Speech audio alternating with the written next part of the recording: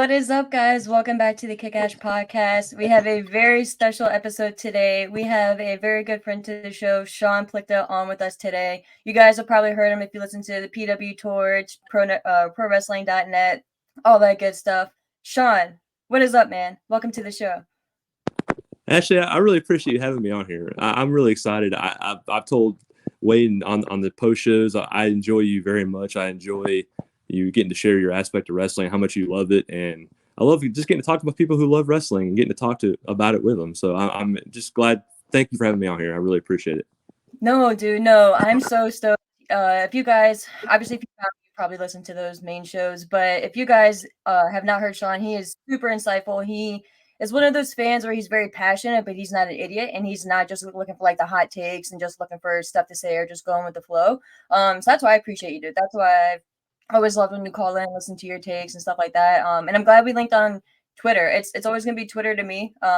X is just strange. I like the logo; it's cool, but it's like it's always gonna be Twitter to me. And what are they supposed to be? Is it tweets or is it X's now that you send out? Like, what is? Are they still tweets, or did they change it to like?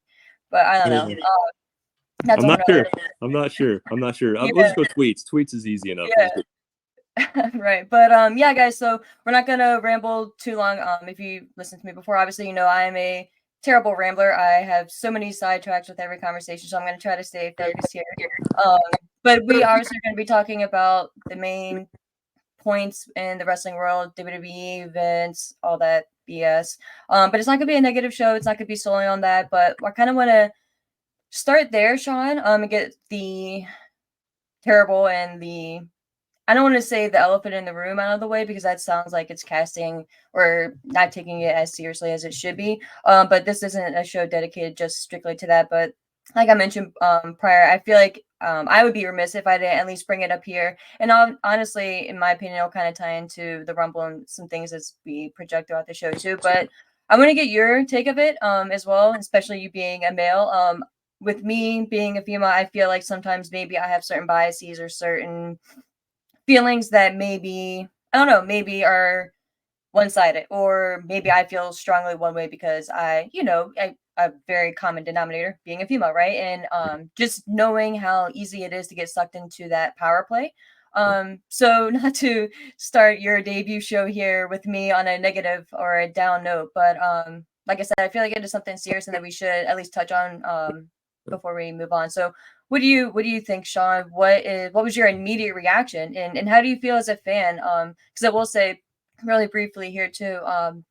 Me and my friend Josh as well. We met up and we were going to the Rumble, and we were talking about it. It kind of really dampened the event, and not to say, oh, like I'm a fan, like it's all about me, but in the sense that I felt conflicted on if I should even still go, if I should be enjoying my time, if I should be celebrating this company who I don't even know who knew what, you know what I mean? And in a lot of ways for me, it was like, it's not my business. And once everything comes to light, then I can judge. But at the same token too, it's like, damn, like I feel like I'm turning a blind eye. So I throw all that at you to kind of get your take and see where you are with things. Yeah, thank you for letting me talk about it real quick. My first thought when it came out, this whole latest incident came out with all this stuff with Janelle Grant and all this different thing, I was not surprised. Not surprised. I mean, we've seen this with Vince before. We've had incidents or people coming out against him before, and he's had his own issues over the years. I mean, we know. I could pretty much say he's probably not the greatest person in the world. Can tell that. So it wasn't shocking to me at all. And so I was, mad about it. I was like, man, if this is true, these are horrific, disgusting allegations, which we've already talked about many times. And it's really sad. I pray that, if this all is true, which it seems like it is, we have text messages and you would assume a lot of this is true, then I hope she gets all the justice she deserves. I mean, she deserves every bit of it. And all the women that this has happened to deserve every bit of it.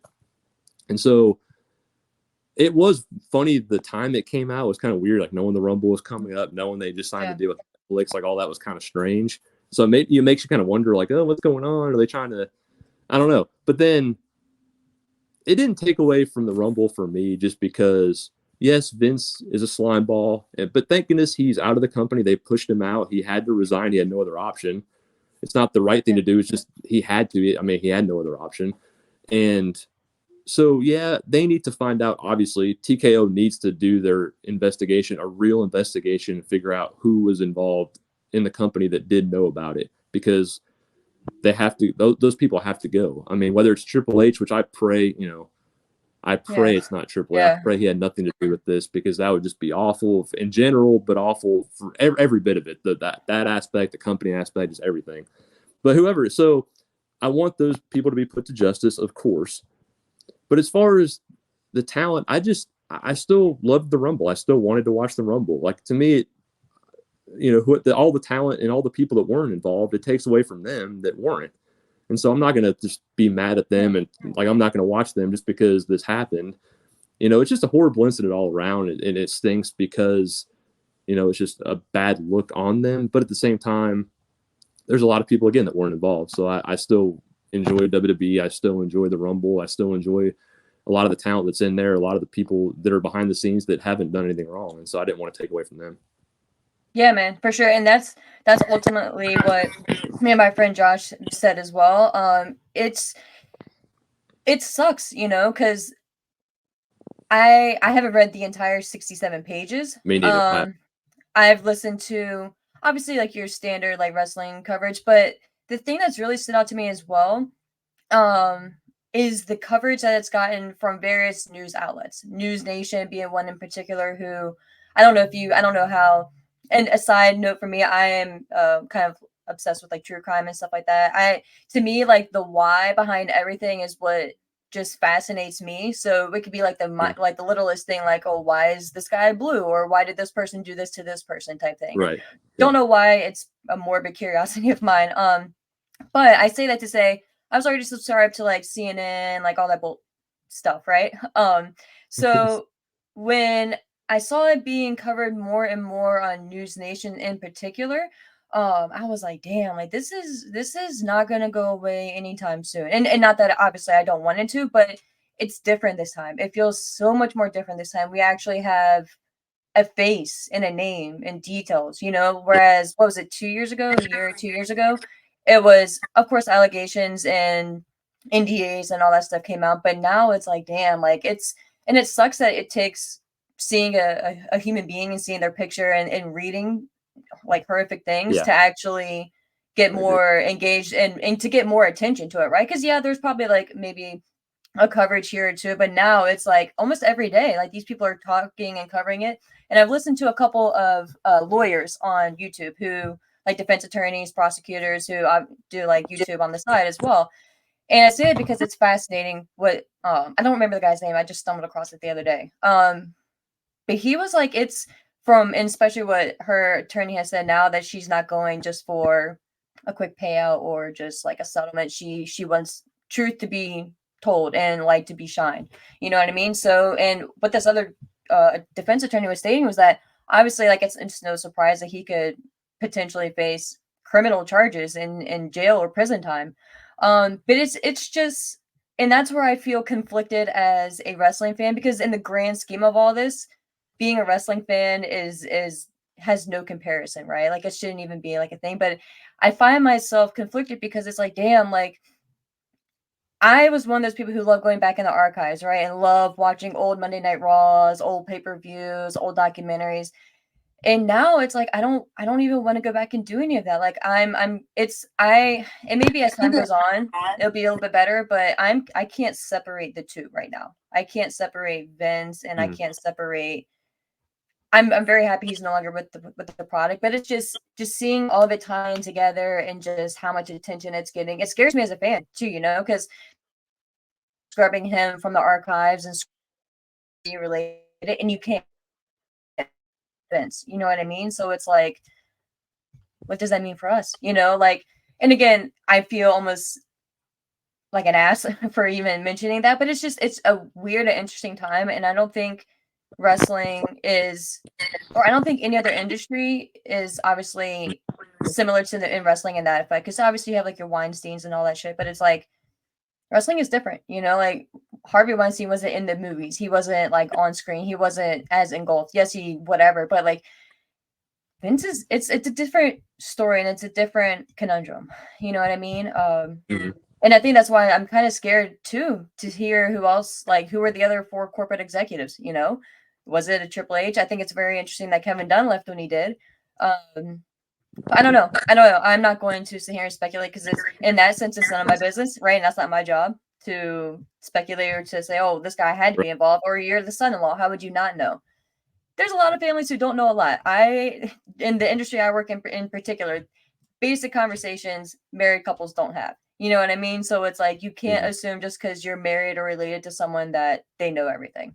So I will kind of end on that note, but I'm going to get your thoughts on it as well. And then I have one more point that's just going to kind of tie us into the Rumble and the Cody and the Rock of it all. So I just want to give you any other final thoughts or where you think this could be going. And what do you think this means for WWE going forward too? And TKO, do you think, I think in a lot of ways too, it kind of, as odd as it sounds, may have happened in the right time. Since Vince doesn't own WWE, he can easily be removed and WWE can just keep on ticking. Whereas if this was 3 years ago before the business was sold, TKO was a thing, it could be worse for the industry. I don't know. But what do you think? Or not the industry, but for WWE in particular. Yeah, I mean, for WWE, it's going to be tough just because, you know, it does. I mean, in the sense, it does help them that TKO is kind of has a lot of ownership in them now, where, you know, as long as they're doing their due diligence and they're taking it very seriously and they're doing everything they can, if they, because I mean, I'm assuming they do an official investigation. I guess they said they will, but if they truly do and they get everything sorted out, that'll help at least, you know, again, get rid of everybody. And then for me, it's like if everybody's gone that needs to be gone, like I'm okay because they can start over from that point. But it will be hard if they don't really do anything and there's still people in the company that have done this kind of stuff or been associated with it. It will be hard because, like I said, with Vince, he was the head of the company. He was running everything. And that's what makes it difficult to kind of stomach is he was running everything and he could have just dictated whatever he wanted to with whoever he wanted to. And it's hard when you're in that spot because if you know something, you don't want to lose your job. It is hard in the sense of, you know, it's disgusting, you know, it's horrible, but at the same time, you know, you have a livelihood, you have a family or whatever. Like, you know, there's a lot of tough things to talk about there. And so now from real quick, what you said about going back to watch, you know, earlier WWE, like, well, even with Chris Benoit, when that happened, I can still watch a Chris Benoit match and enjoy it for what it was. I know Chris Benoit ended up being a horrible person, but only God can judge that now. I don't know. But I can watch a match and it doesn't bother me because I just watch the match for what it was at that time. I don't look at, that's who he is. Like, I can differentiate the two for me personally. Like, am I going to watch the Vince? Now, granted, back in the day, I watched the Vince and Trish stuff. I watched it not because I thought it was good, because I thought it was disgusting and horrible. But we were just like, like, you know, this is like, you know, like just like going along with it, just because it was a show. It's a show, you know. It's and not to cut you off, but like like and Trish is like the prime example. Like that whole segment, like that's one of those things where it's like, okay, it's a TV show. Like when you're watching, and me, like I don't know how old you were at the time, but I was probably, I forget the year, but I was an early teen, right? So I'm just saying like, oh, okay, it's just what happens on TV. You know, it's just something that's happening. But the one thing about Vince, and not to give him any type of credit or anything at all, right? Everything always came back to bite him in the ass. You know what I mean? Like everything, even the Trish thing, like the one thing that everyone, exactly. So like all of that led to, and I almost even feel like Schiffer even like trying to, like, I'm not trying to justify it, but my thing is the character on TV, and you made a very valid point there. And thank you for bringing that up. It all had a payoff, right? So with all that, it led to WrestleMania 17 with the whole Linda thing, because Linda, I'm pretty sure it was 17, with Linda being in the wheelchair and her being the comatose state, and then him, like, that's how the whole him and Trish thing started. And then, like, if you can go back now, and I can picture it now, the reaction that she got just from standing out in the ring, you would have thought The Rock came out. Like, and speaking of The Rock, but you would have thought like the craziest thing happened. And it was, and I say that because he was always a piece of shit, and excuse my language, on TV, but it always came back to bite him, right? Like it always came back to like make him look, exactly. It always came back to, so yes, I don't even know the proper phrase. He did and put himself in certain situations, right? Like no 20-year-old diva is going to think her 50, 60-year-old boss is hot to make out with him, right? Like, that's disgusting. Like, things that he would do backstage with the divas, but it's like all of that did have a way to make him look like the idiot in the end. But it's just weird. And like what you said there with the whole Chris Benoit thing, that is a very valid point. I have gone back and watched some Chris Benoit matches since then, but I don't it's yeah, that's a whole nother topic. But yeah, so I didn't mean to cut you off there, but that is a very valid point. So I appreciate you bringing that up in the comparison. But yeah, so I won't, like with Vince and that kind of stuff, like I won't watch that anymore just because knowing he was probably getting off on that, knowing that he was doing that to probably a lot of other people. And it was just a way to show that on a show, which is even worse to me now, like looking back at it. So that segment I'll never watch again because I can watch the aftermath of it, but I'll never watch anything like that again because that's just horrible. But no, I mean, hopefully justice gets served. And if as long as WWE and TKO do the right thing to get everybody out that needs to be out, like I'll be fine with it. I can still watch it and it won't bother me. Like it'll still be a cloud over it for sure, but it won't bother me. I can still watch WWE at that point and be like, all right. And I'll still watch it now, but even more then when they get all that figured out. Sure. And I think that's fair. Because it's just, and I think to kind of put a bow on that part, once we get more information on who knew what, when, that'll kind of answer a lot of things and kind of understand better how to feel, I think, going forward too. Real quick though, I can't imagine how Stephanie feels, how Linda feels, it's just like, and having daughters, dude, like having daughters and like knowing that your father, like their grandchild or their grandfather, like it's just so many dynamics, right? It's just so. I can say Stephanie does not love Vince right now. I can pretty much say their relationship is pretty much very small at this point, I would say. Yes. And when you think back to when she first left because of everything that came out, and then she came back, took power, then he came back, and then she left, and then now it's just very interesting. I can't wait to find one of those YouTube videos who does like a whole timeline of everything. Just man, it's gonna be fascinating in a terrible way. You know what I mean? But all that and kind of branching off of that, creative wise, if God forbid people that are in power now are no longer in power a month from now, a year from now, creatively for the on-screen product, who do you want to see take over? Do you think it'll be a Sean? Do you think The Rock will take over head of creative? Do you think The Rock's partner, Brian I don't know, is it Gerwitz? Yeah. Do you think he'll slide back into play? I mean, if you think about it, maybe if we're like just like resume wise, maybe he's the best fitting. But you have a Paul Heyman there still as well. So in a lot of ways, I don't think like I'm not like, oh my God, WWE is over. If obviously I don't want certain people to leave, but if worse comes to worse, there's options. So who do you think? Or it obviously could be someone completely different, but who would your pick be to slide in there? Man, it's a good question. We did not talk about this off. We didn't. So that's good. I like this. So that's interesting. I would want it to be Heyman just because I love Paul so much, and I think he's got such a really good creative mind, and I think he could really get them back on the right foot. I think with the stuff with Roman's just been fantastic, even though obviously we wish Roman was there more, but that's good. That's his contract. It's whatever he does. That's up to him. Excuse me. But I mean, because I would say Heyman, but The Rock, we're going to talk about that, so I won't go into that too much. But Shawn Michaels would be fine, but he's in a different spot in his life. And the stuff with NXT, like, I don't know if anybody watched, we're on Monday, and the Vengeance Day show was last night. I'm going to watch that after we get off here. Yeah, it was a good show, but some of the stuff, I don't love all of Sean's booking. I don't love it. Some of it's okay, but I wouldn't want him running the head WWE, the main product. I don't think I'd want him running it at this point in time. I love him. I think he's a great guy. He's changed his life. Good for him. I love that. But I would not want him in that role. To me, it'd either be Heyman would probably be my number one pick. I would want Paul to be running. If he feels comfortable, if he's at a good spot where he feels healthy and he could do it for a long time, I would want him to do it. Absolutely. Yeah, I think he would probably be the obviously like number one choice and the best fit. I don't remember the year, but it was I don't know why 2006 came to mind, but and I'm sure I think it was maybe like 2010s actually, but when he had the opportunity to go and pretty much take over TNA, and pretty much just like run. And he wanted full creative control, and the powers that be over there were like, no, like you'll pretty much be on the leash. And he was like, I'm out of it. So I say that because yes, that was what 10, maybe even more.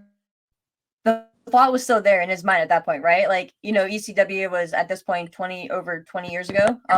But it shows that he still has that creative drive and that creative need and that fulfillment that he wants to probably chase. And what was the official role? Was it executive producer of SmackDown?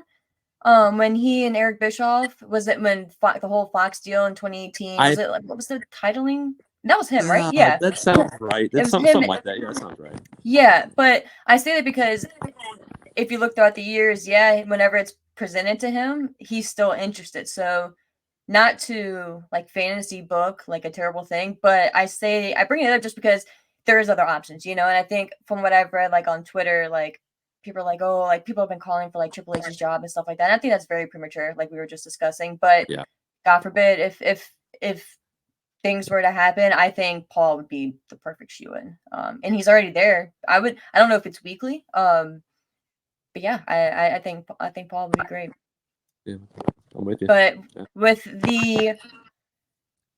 I'm just gonna get right into it with the whole Cody Rhodes of it all. I'm gonna backtrack to the Rumble, and kind of go from there.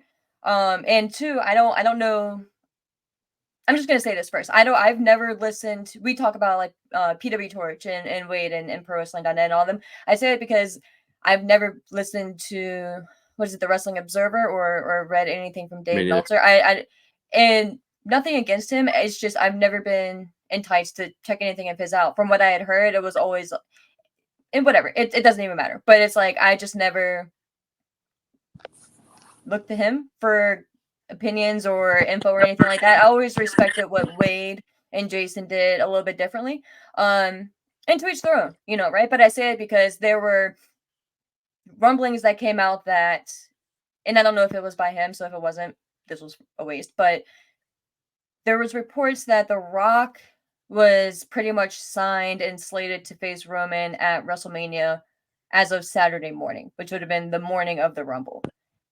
If that's the case, does that what do you feel about that? And in my opinion, that is even worse. That's even worse. I'm trying to watch my mouth again, but that's even worse. If that's true, then you went on and had Cody win the Rumble, do all this pointing to the sign, pointing to Roman, and we'll get into the bulk of it in a minute, but just start there. Do you, if that was the case, then that was decided on Saturday, does that change your opinion on anything? And I guess I should let you get your feeling out there. How do you feel? Which side are you on? Are you Team Rock or Team Cody for Mania against Roman? Oh, well, no. I mean, I'm definitely Team Cody. I've always been Team Cody. Okay. I'm with just you had to on make that. it out official. Okay. Yeah. Okay. Cool. So does that make you feel better or worse then? For if it is true that The Rock all this was agreed upon Saturday morning, and they still let Cody win the Rumble, point to the sign, all this BS, and then to have him look like a complete tool on Friday. And I hate to say it because you've listened to me in the past. Like I love Cody. I've been on his journey with him since 2016, 2017, whenever he left, right? Mm-hmm. So I'm not going to get into that right now, but how do you feel? How do you feel, Sean? Well, okay, so if we're going by what's the so-called truth that they had this plan that Rock was going to face Roman at WrestleMania before the Rumble, having Cody win the Rumble is stupid. It's absolutely stupid. It makes no sense. I now granted, because I thought, well, maybe Punk got hurt and then, but of course it happened during the Rumble, so you can't do an audible there. You just have to go with what you had already scheduled. But yeah, it just makes no sense. I would have, for me, I want Cody to face Roman.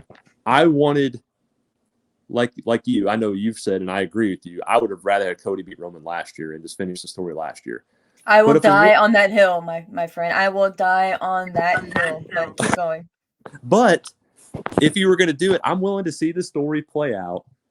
I would have had, my plan was to have him beat Roman this year, which would have been perfectly fine. It makes sense. You built up over another year. You help us love him even more for another year. You build that story.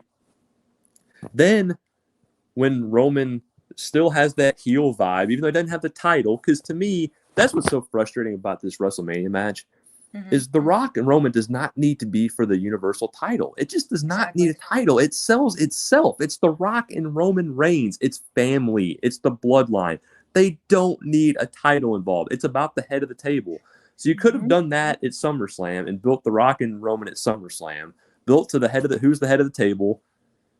And then, but the problem is, and that's the other problem with this whole thing. You want Roman, you would win because The Rock's not around. So it's all messed up. This whole thing is messed up.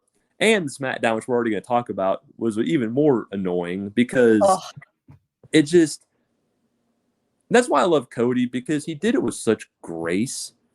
Because in that, I know he's frustrated. I mean, he's looking at Rock like they're looking at each other, and he's got to be like, I am so pissed at you right now because I have my moment. It's right there. I've worked so hard for this, and you're just going to come in now. You're TKO owner. You can just kind of feel like you can do whatever you want to do, and now you're going to give it. I want it now, and so yeah, I'm definitely frustrated with it because I just think The Rock Roman, that's my main issue. Is The Rock overfooting Cody, and then this match not even needing a title. It never needed a title. You could have done it in so many other ways than the way they're doing it now. It was very frustrating to watch that and to see that play out from the Rumble to that SmackDown.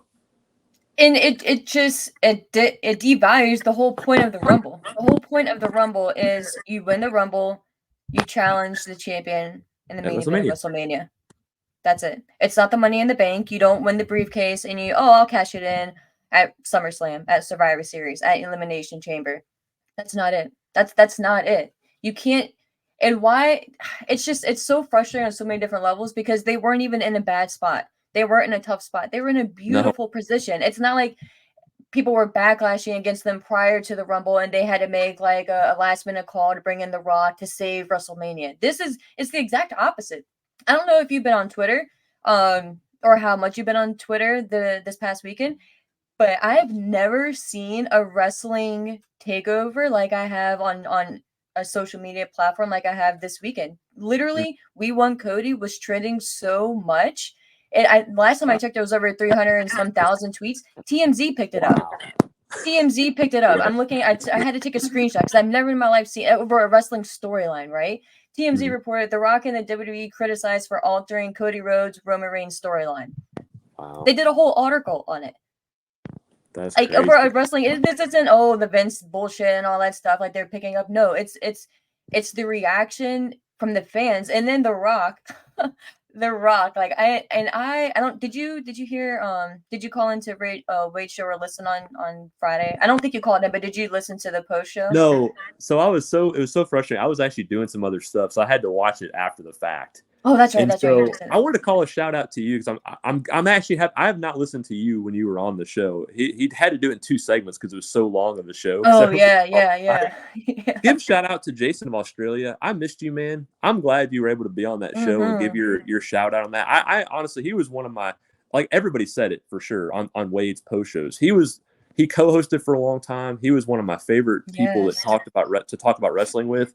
And so I was glad he was able to share. I hope he gets back into it. I know he's probably not into it because of the Vince stuff now. It probably doesn't help either. But I hope he gets back on. He's going to the show, though. He's going to the Chamber match. He's going to be at Chamber. Awesome. So he had mentioned a way that he's going to try to do like call in or do some type of reporting or something. So I'm stoked for that. Cool. But yeah. So here's my only hope. This is my low hope of this, is that Roman obviously beats The Rock, which is a foregone conclusion that Roman's going to win. He has to win. You're not going to have Rock win the title. That would be effing stupid. That would be the dumbest thing ever. So hopefully, which I'm not happy about Cody Seth either because we've seen it a billion times. I don't need to see Cody Seth again. But okay, so Cody beat Seth to win that World Heavyweight title, which again already feels less than. But my hope is that they unify the titles and they have Cody at least beat Roman. But the problem is, it's like, I want them to at least unify the titles. That's my hope, is that Cody beats Roman at SummerSlam and they unify the titles and he has both titles. That at least gets the World Heavyweight title kind of out of the way a little bit. in the sense of we don't need a secondary title. I didn't want a secondary title anyway. That's why Cody didn't win, and then they had to build the secondary title, which feels meaningless. It feels, and Seth's trying to be like, oh, well, I defended every week, and it's because I defended every week, and like that doesn't make it a better title just because you defended every week. It's a weaker title. Like Roman's title is the end all be all. That's what you want, and that's what Cody said in the promo, which I felt bad afterwards because he's like, oh, well, I'm not doing it at WrestleMania. Right. I got another guy who wants it more than I do, or supposedly, I'm like, oh my gosh, so bad. It's just asinine. It makes no sense. Like, why would you go through the heartbreak if you're Cody Rhodes? Cody Rhodes in character, right? Why would you go through the heartbreak of Mania last year? You brought your family. You had a little -1 sitting ringside. You lost the main event. You went through that heartbreak, right? You battle it out through this past year. You go through Brock stories, get back and to get back to the Rumble. You overcome CM Punk.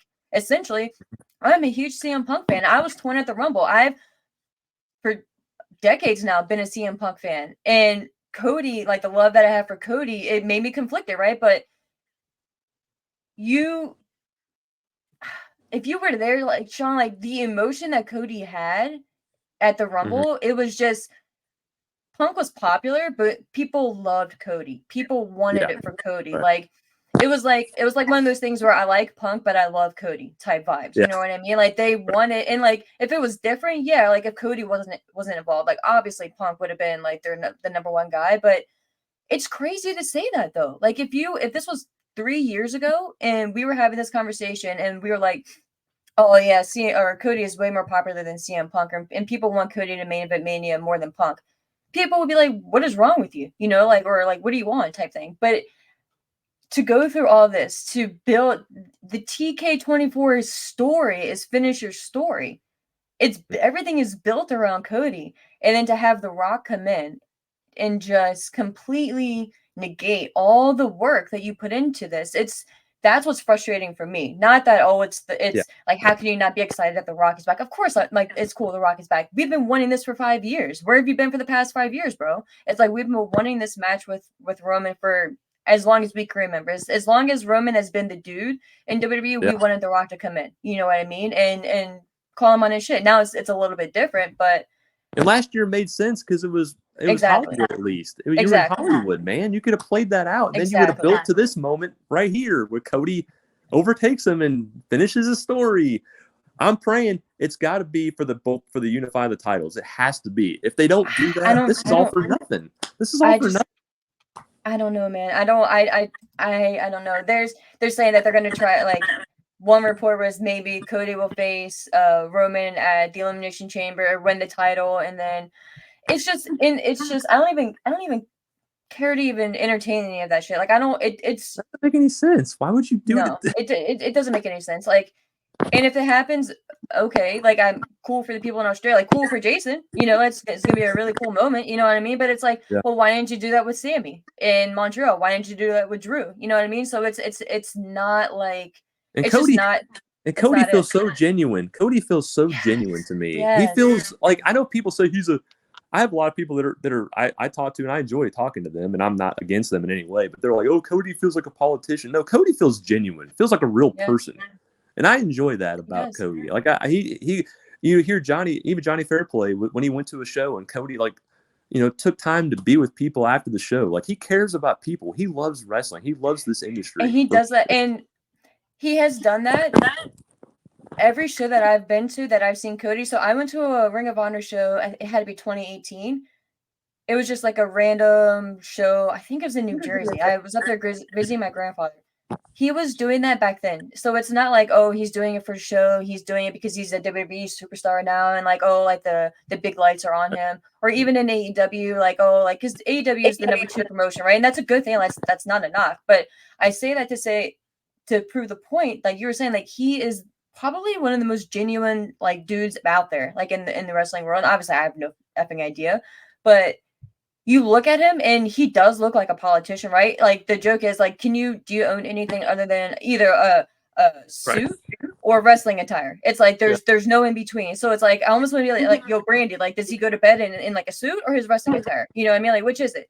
So it's like, even I don't know if you saw, like, when him and the Young Bucks, they would go to like the Cracker Barrels and take pictures in the rocking chairs. He was in his suits then. So it's like, and that was years before like AEW. It's just like, that's who he is, though. That's who he is, and that's why, like, if you look at him, if you were just like had no idea who he was, and you looked at him, you looked at him always being in a suit, and then the atrocity that is his ring gear. Those robes are just like out of this world, like a superhero type thing, like Captain America, right? Like that's the shtick.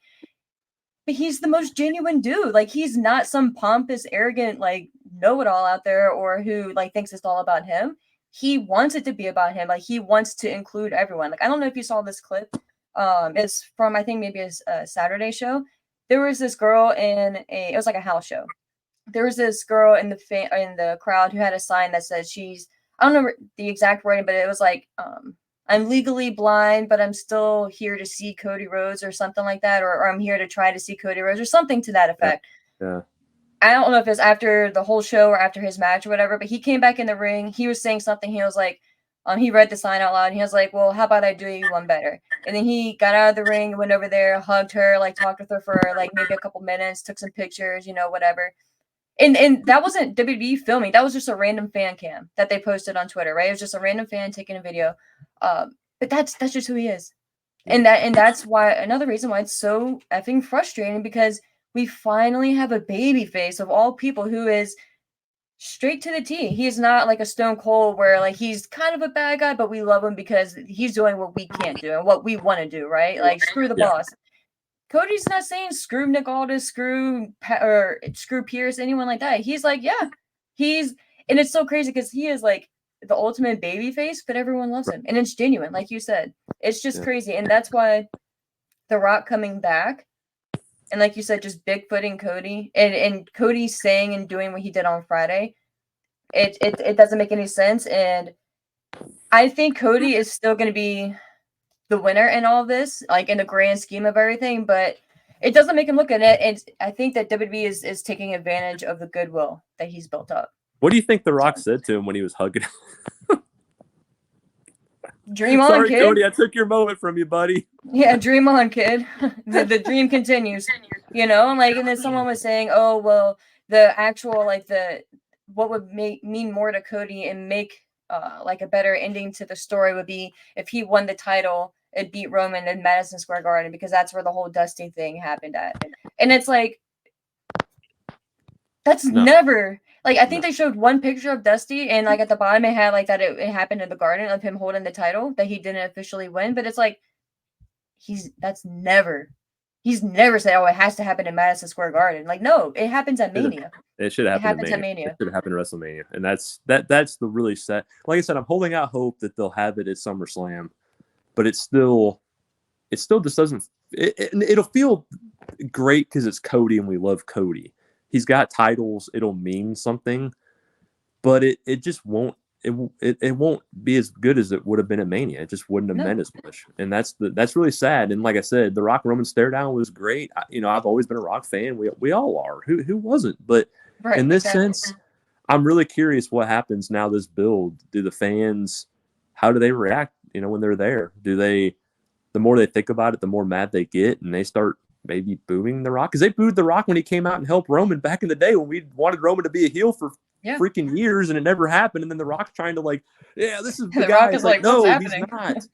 Yeah, so, I'll never forget that 2015 Rumble when Rock is like holding his hand. He's like the people are booing. He's just like, God, what's happening? Because we hate this guy. We want him to be a bad guy. He's a bad dude.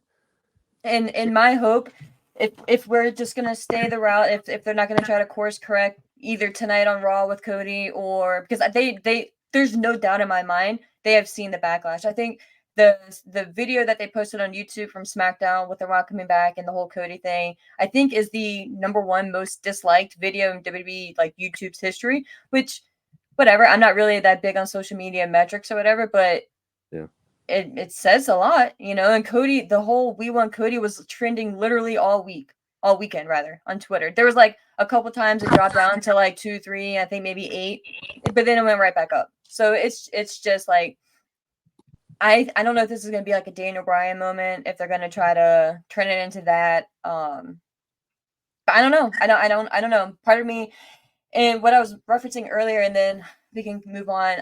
It's just very interesting timing wise with The Rock being added onto the board of directors. All of a sudden, his daughter shows up last week to do the Tumblr thing, and she's the general manager on general manager NXT. of NXT. What? And she's a general again, manager of NXT. Like, why? I don't know. And to be fair, I don't watch NXT weekly, so I was like, maybe I missed something. Maybe I missed something. But the last thing I remember, she was in that group. I forget the With name. Joe Gacy and them. Yeah. Yes. No, she's just a general manager out of nowhere. She's just a general manager. Why? I don't know why. No why? idea. And I don't even like. Part of me doesn't even want to bring her up, but and it's not her. Like first of all, I couldn't imagine being in her shoes and being her, being in the Rock's shadow, like having to live up to especially if you love wrestling and you want to be a wrestler, which obviously she does since she's in the industry. There's no way you're ever gonna be on that level, right? And especially with him now being a movie star and all this other BS, it's like to be her, I don't envy her at all, and I give her all the credit and support in the world. And it's not against her, but I say that because the timing, right? So it's like he's on the board of directors, she's the I keep saying SmackDown, the NXT general manager. She shows up on SmackDown to help them pick the Rumble numbers out of the spinner thing, which the Tumblr. I'm like, okay, like why are you there? But whatever. No NXT talent was involved in that, but okay, that's fine. You just want to get an NXT presence on the show, cool. Whatever. Now all of a sudden he's on Saturday morning, supposedly. He's and he's when you mentioned earlier about the whole of happened at WrestleMania 39 thing, I don't know if you saw the clip that he did or the interview he did with Pat McAfee. I don't know how long ago it was, but he essentially said it was a lock. Like they were guns a-blazing for WrestleMania 39, but they couldn't agree on creative. So that's what fell through. It's so ironic that now he's on the board of directors and now creative's not a problem. Everything's good to go. We're good for WrestleMania 40. I will, again, full disclosure, I kind of enjoy conspiracy theories, you know what I mean? Like I'm not full like, oh, the earth is flat type shit, but it's like I like to entertain things because again, the whole why. I like to hear both sides and then make my own opinion. Be like, oh, okay, well, whatever, you know what I mean? So it's like could be completely unrelated and I could be talking crap, you know what I mean? And I don't mean that in a negative way. Right. It's just kind of obvious to me. And it's just like last year didn't work out for creative, but now you're on the board and everything's good to go. So it's just kind of strange. And like screw Cody, like, oh, well, figure it out. And it's frustrating too because Triple H knows. Like Triple H has gone on and the media scrums and the press conferences and said that Cody is the face. Like Cody is the face of WWE. He has that potential. He is the man. So it's like either you're saying this and you're blowing smoke, or you're saying this and you know it's true and you're just taking advantage of the goodwill that Cody has built up. And again, I could be biased, but just something's not sitting well with me with this whole thing. And people are saying it's to deflect against the lawsuit and everything. I don't buy that. I don't buy that at all with The Rock coming back. No, it's not. No, it's just hard too because they're going to go to this, the stuff with Cody and Seth, and it's like he just said he doesn't want your title, but then he's going to wrestle for it. It just feels so weird. It's not going to feel as big. It's just going to be. We've already seen Cody and Seth at WrestleMania, man. Like we don't need to see Cody and Seth at WrestleMania again. And so what? So he beats Seth, which he's beaten in the past, and I feel bad for Seth too because Seth is now screwed again. Good so point. So either Cody beats Seth again, which we've seen. Which he has to. Cody has to beat Seth again, right? Unless there's another interference. Exactly. You don't want that either. Or if we have like a Damian Priest, but then that's my other point. It's like either he beats Seth and just screw you, Seth, like whatever. Thank you for doing the work.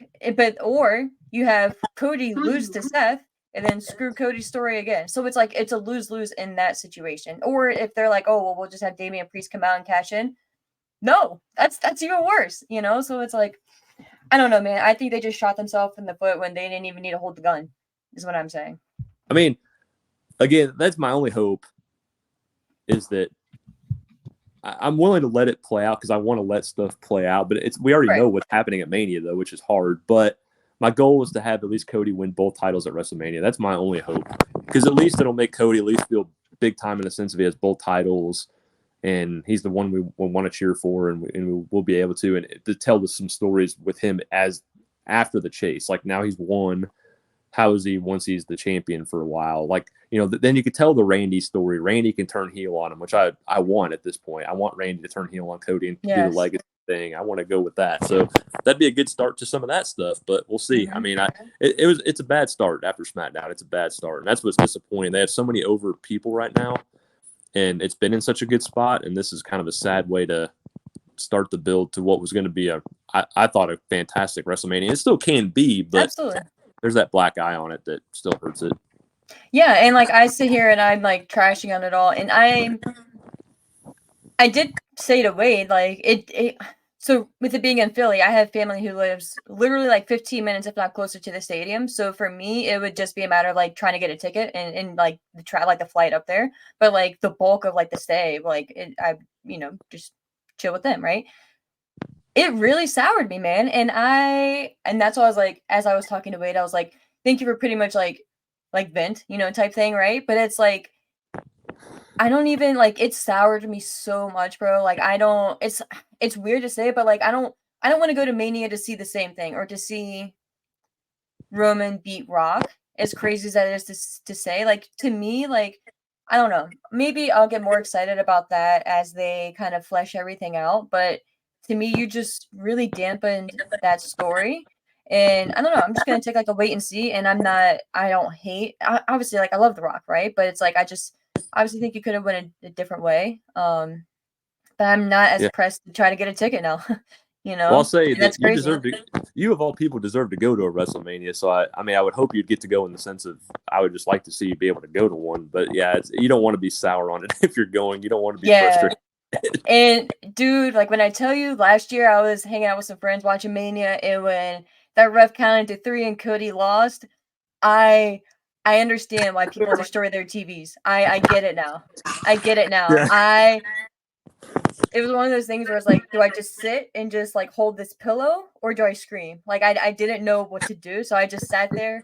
And like there was this one girl, her name is Bree. She was just so like, she was like from the jump, she's like, no, of course Roman's gonna win. I was like, no, this is Cody's time. Like I'm sitting there like a complete idiot now in retrospect. Like, no, this is his time. They did X, Y, and Z. Like it's the perfect story. Like da da da da. And like, and she was right. She was right the whole time. And she's not like, she likes wrestling, but like I'm gonna say she's like, maybe she is, but she's not like a diehard like we are, right? Like sitting here talking about like shit like this. So it's like, okay. But do you have any other thoughts? Any other things related to Rumble? I think we hit enough on that. We don't need to be bound by that anymore. I think we've nailed it in the ground as much as we can at this point. For sure.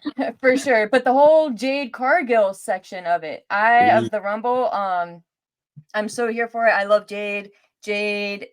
I'll never forget. I specifically went to, it was like, oh my God, was it a Rampage? It had to be a Rampage show in Jacksonville that they had a couple years ago. I drove like 3 hours up there just to see Jade. She came out for like maybe, it was one of those things where it was like they were promoting her, right? She was supposed to have this big segment, and she ended up coming out and like, I think doing her kick to like, I don't even remember who it was in the ring with her. She just did like I don't even remember the name of her kick, but that almost like a bro kick that she does type thing. And then she just went to the back. I can't think of the name of it, but the star power, dude, the star power from back then.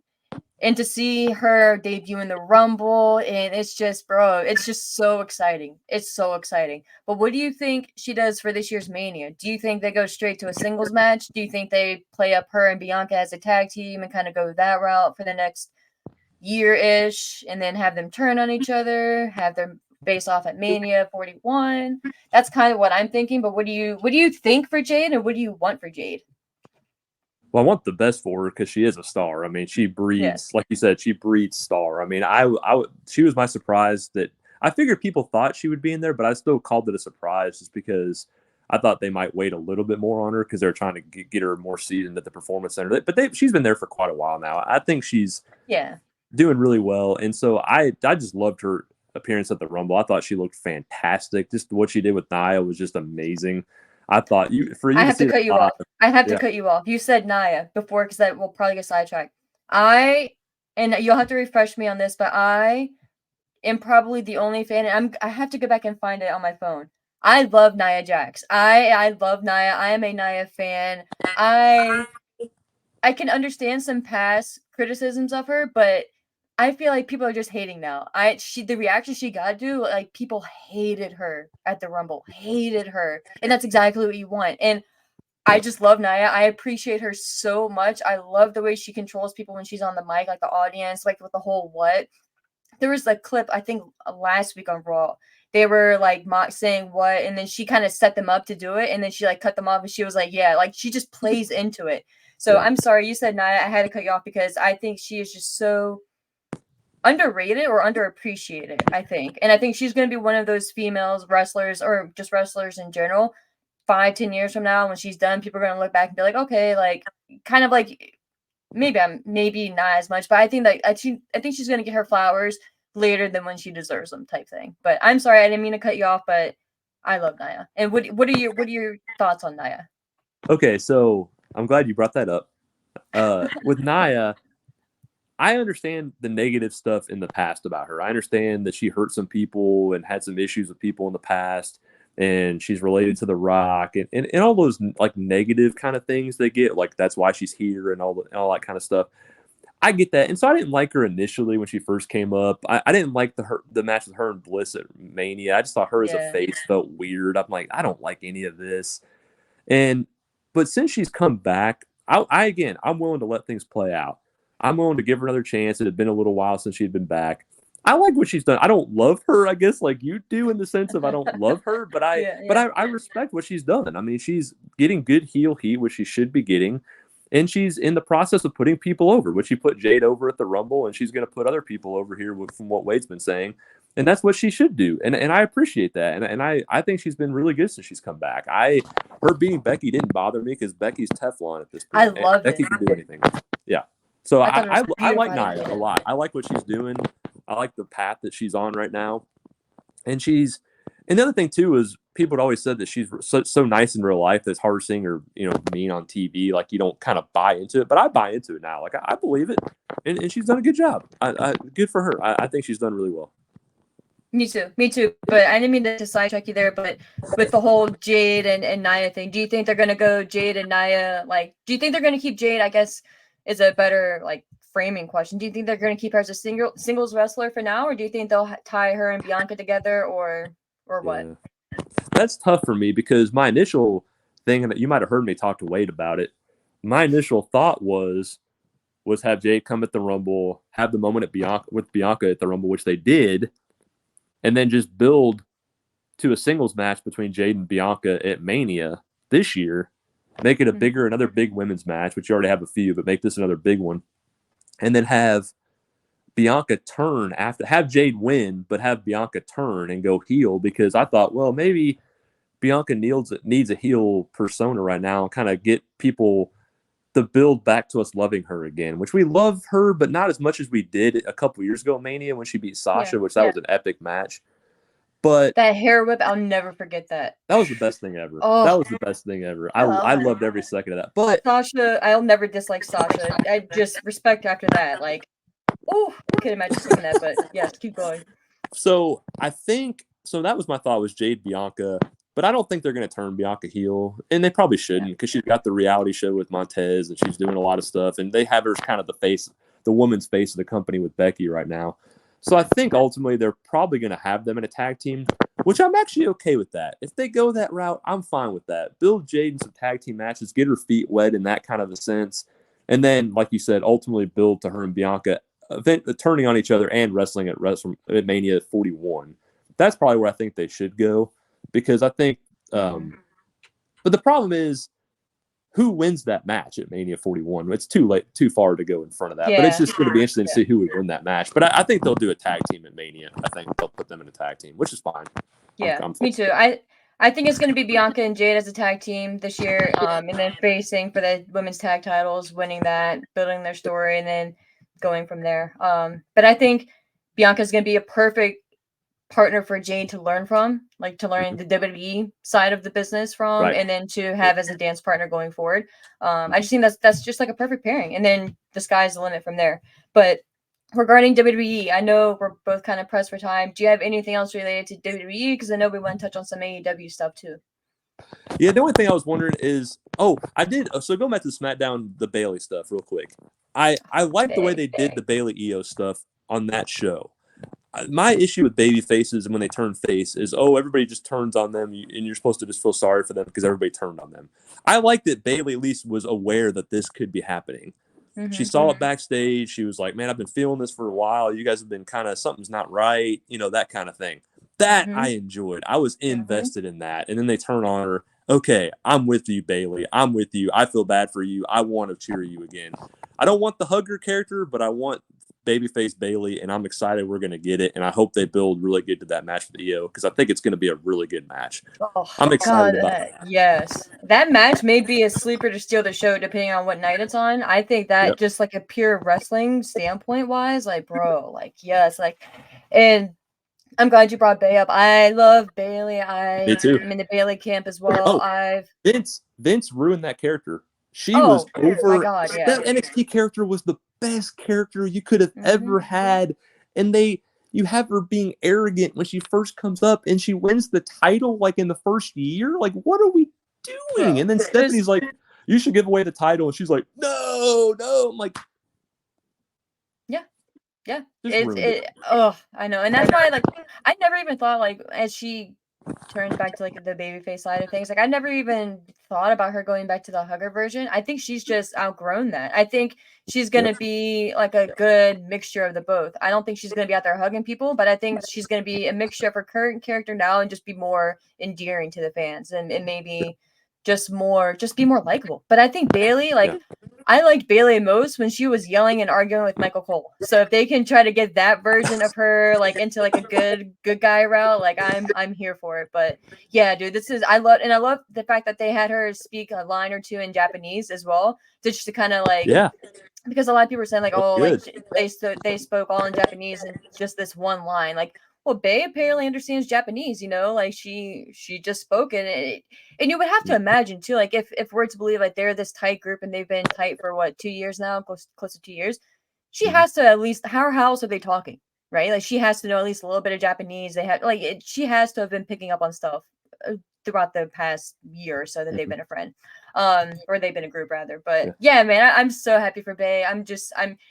It's time that she gets the spotlight. It's time that she gets her moment to shine. So I'm very excited about that. And especially at Mania, rather. Because it's kind of always been about everyone else but her. Yeah, and one quick thing, too. We can't really forget about Drew, because I don't know where Drew's going to be at this point. I mean, Drew's the best character maybe out of everyone. And I don't know where he's going. He's in a tough spot. I don't know where he goes, because he can't go to Gunther, because we've already seen that. You're not going to go there. The only match I can see is maybe him against AJ now, just to get him a big win against at least a top tier guy that's been around for a while, and you can kind of build to that and have Drew win and just kind of keep the heel character, just build it to another level, and then just kind of see where you go. Because that's the only way. That's the only play. Because I'm assuming LA Knight's going against Logan. I'm assuming like there's all these other matches that are out there where. I mean, Drew AJ seems the only thing that could maybe be possible at this point. There's no other way for him to go. I mean, I don't see what happens now. Unless they do like a Drew Gunther and try to turn Gunther or just play into the respect that fans have for Gunther and not make him a full face, but kind of teeter. It just, because that'd be a kick-ass match, like Drew versus Gunther. I think they've done it in the past though, but it would feel fresh because Drew is completely on a different level now. Not saying that's even something that I'd really advocate for, but it's just an idea because again, we talk about Seth being in a bad position or an unfortunate position. It sucks for Drew too. Like I thought maybe with the whole CM Punk getting injured, Cody facing Roman, that frees up Seth. So Seth and Drew can face against each other. Again, yes, we've seen it very recently, but this version of Drew feels completely different. It feels completely different to the dude we'd had even 6 months ago. What he's doing on social media, like, and I'm not even like a big social media person. So for me to see it like that, he's out there like he was in his like home personal gym having his wife recording. He's drinking Prime, and then he's like, oh, like never skip arm day or something. He pets his little kitty real quick, and then he just does his little arm workout. Oh, simple, but it's just effing phenomenal, dude. Raw was so good on Punk. I prayed for this to happen, and it did. The line of the century. The line of the century. When he said that, I was like, I didn't even like it. I acknowledge what he said at first. I'm sitting there thinking like, wait, what? You prayed what? What, bro? Like, it took me like a good second or two. I'm like, screw you, dude. Like, that's such an ass thing to say. Like, I was like, once I really like acknowledge what he said, I'm just like, what a dick. Like, what a douchebag. But A lot of the over yeah, characters man. in WWE right now, which is very nice to Oh, see. It's very fun to see.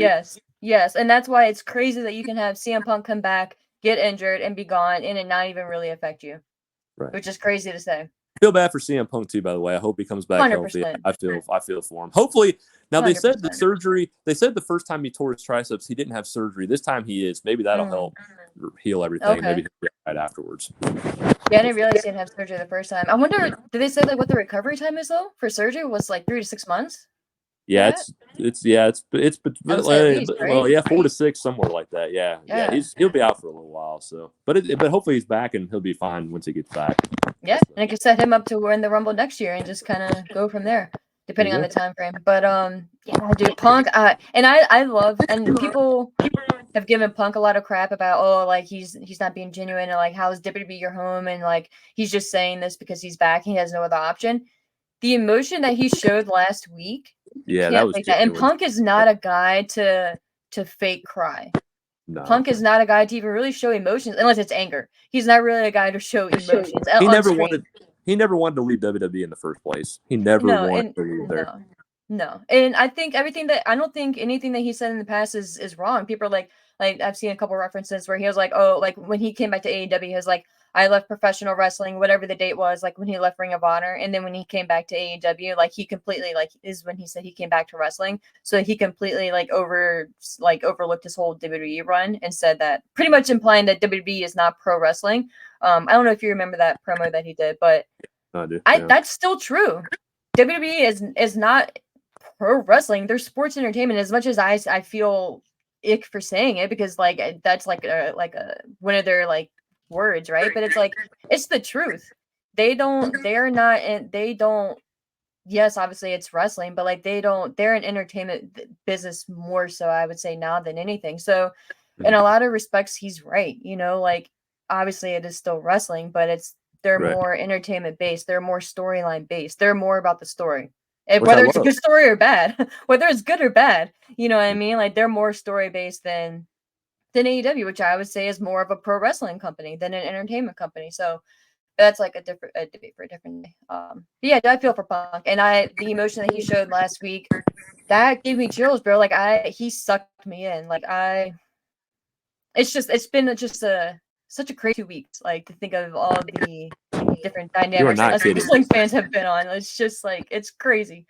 But yeah, dude, anything else WWE related that you could think of right now? No, let's talk some AEW. I haven't got to talk a lot of AEW, so let's talk a little bit. Me either. And that I am not going to be, or I'm going to try not to be negative Nancy, but I'm conflicted with AEW right now. It kind of feels like an afterthought, and I hate to say that because I love all wrestling, right? I'm not going to sit here and say I've watched all of New Japan and like everything like that. Like I'm not as well versed in other wrestling companies. Like I grew up watching WWE. For the longest time, I didn't even know other companies existed because of where I lived. Like I couldn't even get signal. Like I just learned like from wrestling magazines. I was like, oh wait, there's other companies out there. It was like a complete bubble. You want to talk about WWE bubble? That was me.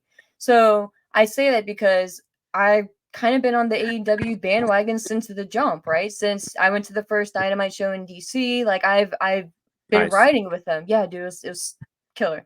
But I say that because I'm not a hater, right? Like I'm not like, oh, WWE, you're nothing type person. There's enough room for us all type thing. You know what I mean? And I think a lot of the good in WWE right now is or can be contributed to AEW. So I don't overlook or I don't discredit any of that, I guess I should say, but I don't know, man. The direction that they've been in lately, I think with the booking, it's just there's nothing like keeping me hooked week to week. There's no story that I'm like, oh, I can't wait until this part of the show to see this. Right now, I can say that with Cody. I can say I can't wait to watch Raw because I can't wait to see when Cody comes on. I will sit through the whole 3 hours if I'm home at the time and wait for Cody to come on, right?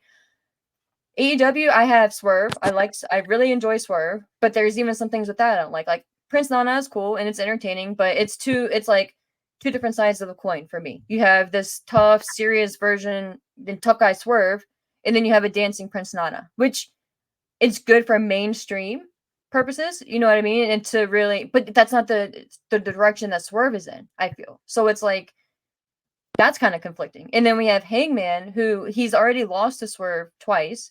You know what I mean? Like Hangman used to be a big guy. He used to be, I don't want to say the face of the company because I don't ever feel like he truly was, even as the champion, but he was one of the top guys. Like he was a serious player. Like you got excited to see him and you were on his emotional story with him through the anxious millennial cowboy to winning the title to like, or to being uncertain of himself to winning the title, the whole thing with Kenny Omega. Like there was a story with it. I just feel like we got out of the first 2 years of AEW and or 3 years after like Punk and Cole and Danielson came in, and that was all the story that we had written down. And then now you have some other things that happened that you weren't expecting with your story, and we don't know how to fix it. So now we're just having really great matches every week and a really great tournament every week. And we're having a big announcement next week. And like, oh, like our major announcement last time was, oh, tickets are on sale for Wembley. Okay. Like what the like what? Like so it's like and this week we're gonna have another big announcement, which people are saying oh it could be Okada or Mercedes Moné or both. To be honest, dude, I don't even I if I had to put money on it or my money, I would want Okada to go to WWE. And to be honest, I'd probably want Mercedes Moné to go back to WWE as well, but I would want her to kind of do her own thing. Like I don't really want to see her in AEW, which is crazy to me. And I will leave myself open to change my mind on that, but I have no goodwill in the women's side of things to have any confidence that she's going to come in and really make a difference. You know, I feel like she's going to be the next Soraya. Maybe not. Soraya wasn't, depending on your fandom, maybe Soraya Page wasn't as big as the aura of Sasha Banks, Mercedes Moné, but what are we really doing? You know what I mean? So it's like those are just two little quick things, but I think it kind of speaks to like the grand scheme of like what are we doing? And I don't think just bringing in more people is going to fix anything. Because you have a stacked roster. You have a good roster. Like it's not like they're like scrambling for talent or like you know like oh the whole market is depleted. Like you have solid people on your roster now. So I don't know. And I've never been a fan of like or I've never been a fan when someone's like, oh, they're leaving WWE and like they're a free agent now, like with this latest group, like, oh, like I hope Dolph goes to AEW type thing. Like, no, like do what you want to do, but like you don't have to jump from one company to the next. Like, so I don't know. Where are you at, Sean? So I love that there's a lot to unpack there. Yeah, there is. And I say that because I talk a lot, so it's your turn now. I love it. I love talking wrestling with you. I could do this all day long. Actually, if I didn't have stuff to do, I would do this all day long. I could just chat all day long. So with we'll start with the women first because you brought up Mercedes. Like I'm okay with her going to AEW just because I think the women are on a better path than they were. It's not saying a lot because it's been really bad for a long time. I really feel like if you have Mercedes, if you bring her in, I like Tony's character, but I don't like it being a title character right now. Like I wish she wouldn't have a title because again, Deonna Purrazzo's there. I'm one of the biggest Deonna Purrazzo fans. I love her. Yes, she's so I loved good. her ROH. I loved her everywhere. I think she could be a big star in AEW, and you have her, and if Jamie Hayter can come back healthy, and if Britt can come back healthy, and if you have Thunder what is Rosa, wrong with Britt though? Does she even have an injury? Like, do you know if she was injured or?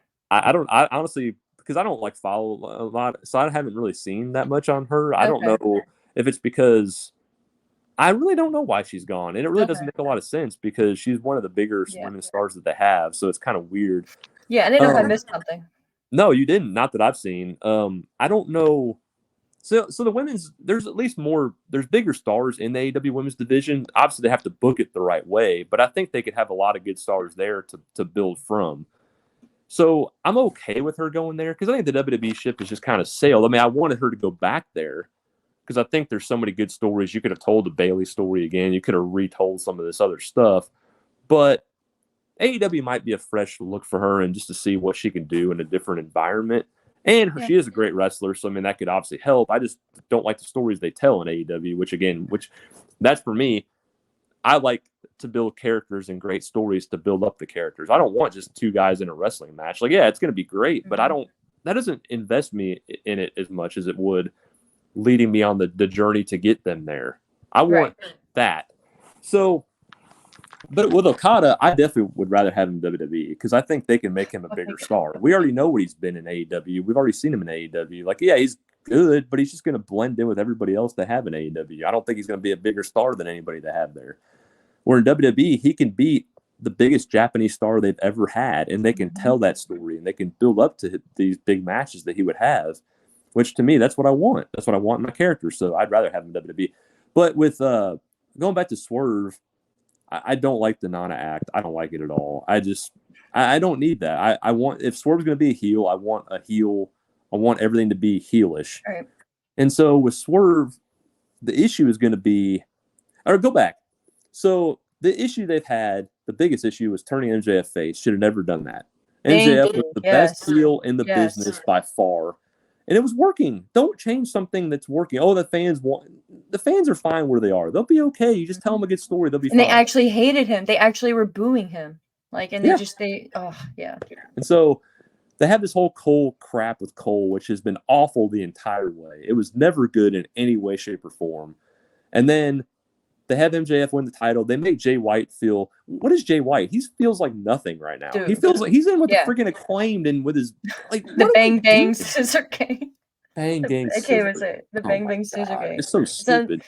Yeah, it sounds like one of those ads you would close out when you're trying to like illegally watch wrestling, and like those pop ads comes up and it's like, oh, close out.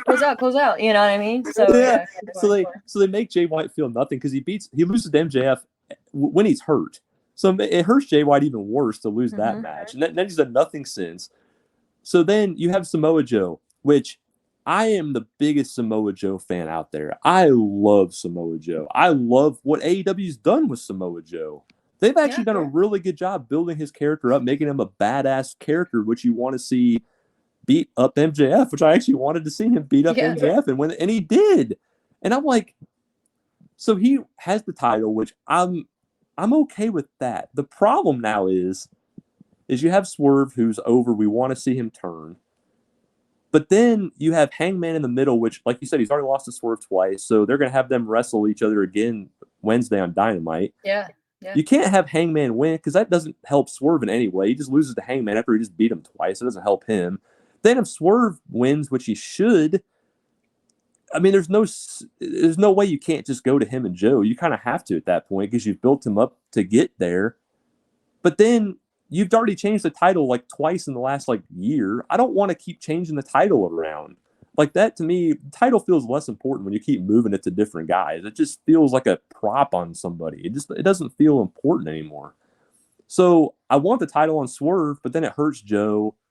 But then where does Swerve go after that? Like, who are his challengers? He doesn't really have that many. I mean, you're going to have Ospreay coming in, which I'm assuming that's going to be the match at Wembley, which is fine. That's going to be a phenomenal match when they get there. Oh, and yeah. So the goal, I'm assuming, is Ospreay winning the title there. But then what do you do with Swerve? Like, he's only had the title for a few months, and then where does he go? It's just AEW's in a bad spot because they don't book people, like you said, very well. They don't tell good stories. And I don't know really where they're going to go at this point. They're in a tough. And then, you have Eddie Kingston, who, again, I love Eddie Kingston. I'm a fan. But to me, his matches are all the same. They're all just slap chop fests. And then he beats them. And he's got this Continental Crown title, which doesn't mean anything, and have these random dudes that don't mean anything fighting for it. I don't know. They're in a bad spot. I don't know what you think about Eddie, too, but I just think they're in a rough patch right now. I think Eddie is the character who should almost never win the title, unless that's going to be like his like swan song story. He's like the ultimate underdog to me. And to see him walking around with 3 titles is just like wild. And all 3 mean nothing. All 3 mean nothing. Right. And to think that the ROH Heavyweight Championship is included in that bundle, it's just kind of strange to me. But I'm not gonna sit here and pretend like I was like the biggest ROH fan, like I was a diehard. But it's just still kind of crazy that the Heavyweight Championship is included, and I don't know. And the whole issue that I had with the Continental Classic was that it was for 3 titles to begin with, to create this like Triple Crown Championship, like. The whole title thing is the titles in general thing with AEW is a completely different story.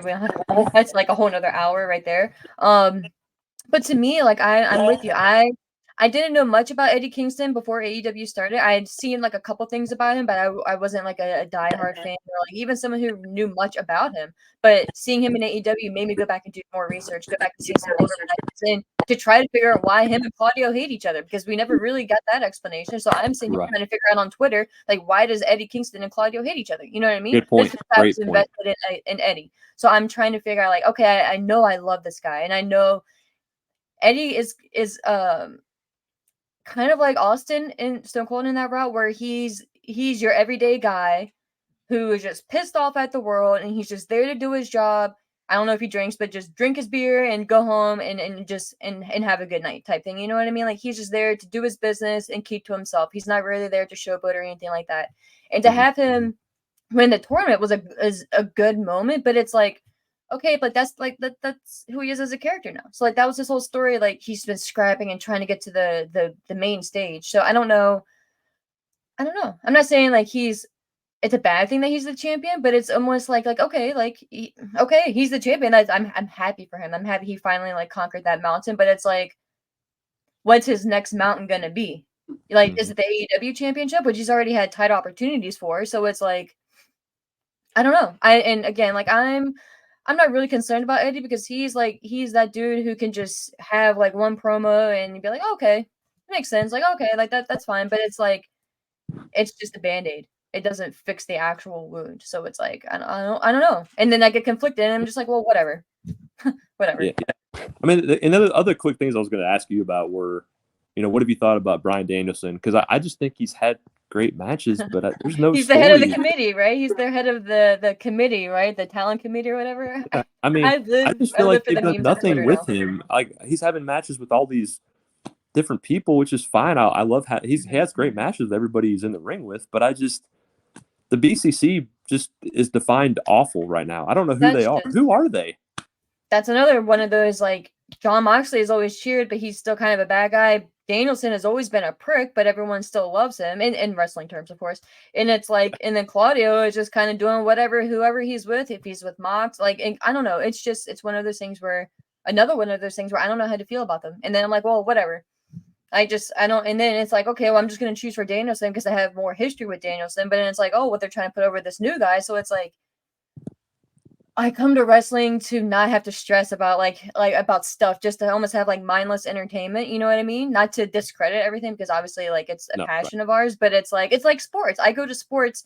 I know who my favorite team is. I know I'm going to root for this team, and I'm going to love it if they win, or I'm going to hate it if they lose. But I don't have to sit there and stress about like, oh, well, what did they do building into this week, or no, like, I like this person, that's it. You know what I mean? Or like, I like this team, that's it. Like, I go for mindless entertainment.